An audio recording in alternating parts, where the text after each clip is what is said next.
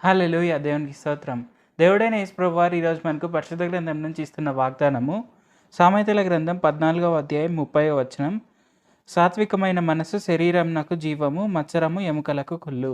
మనం మంచి మనస్సు కలిగి ఉండాలి. సాత్వికంగా మనల్ని మనం తగ్గించుకుంటూ మనము దేవుడైన యేసు ప్రభువారిని హెచ్చిస్తూ ముందుకు సాగాలి.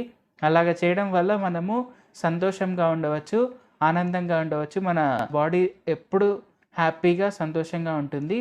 మన జీవితంలో మనకేదైనా రోగాలు వస్తున్నాయి అంటే దానికి కారణం వచ్చి మన ఆత్మీయ పరిస్థితి. మన ఆత్మీయ పరిస్థితిని బట్టే మన శారీరక పరిస్థితి కూడా ఉంటుంది.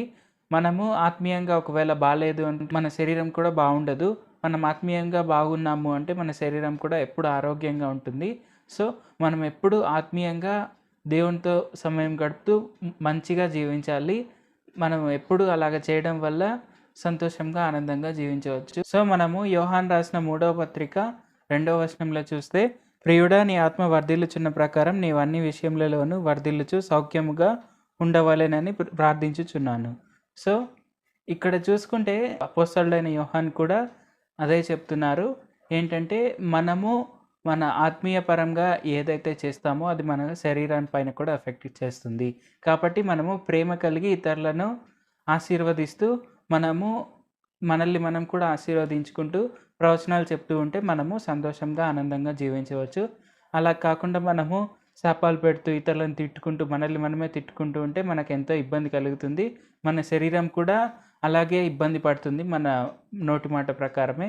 సో, మనల్ని మనం ఎప్పుడూ ఆశీర్వదించుకుంటూ ఇతరులను కూడా ఆశీర్వదిస్తూ ప్రేమ కలిగి మనము సౌఖ్యముగా జీవించవలెను అంటే మనము సాత్వికం కలిగి ఉండాలి. ప్రార్థించుకుందాం. పరిశుద్ధ జీవాధిపతి జీవంగల దేవ, ప్రార్థనలకించే తండ్రి, మొరాలకించే దేవ, ఇప్పటి వరకు మీరు మాకు చేసిన ప్రతి ఒక్క మేలుని బట్టి మీకే వందనాలు తండ్రి. యేసయ్య మమ్మల్ని ఆశీర్వదించండి, అభిషేకించండి. యేసయ్య ఈ వాక్యం వింటున్న అందరినీ ఆశీర్వదించండి. వారికి ఉండే ఇబ్బందులు, వేదనలు, రోగాలు, కష్టాలన్నింటినీ తీసివేయండి. మేము సాత్వికం కలిగి జీవించేందుకు సాయం చేయండి. యేసయ్య మేము ఆత్మీయ పరంగా చేసేవి మా శరీరం మీద కూడా ఎఫెక్ట్ చూపిస్తాయని మీరు మాకు తెలియజేసినందుకు వందనాలు తండ్రి.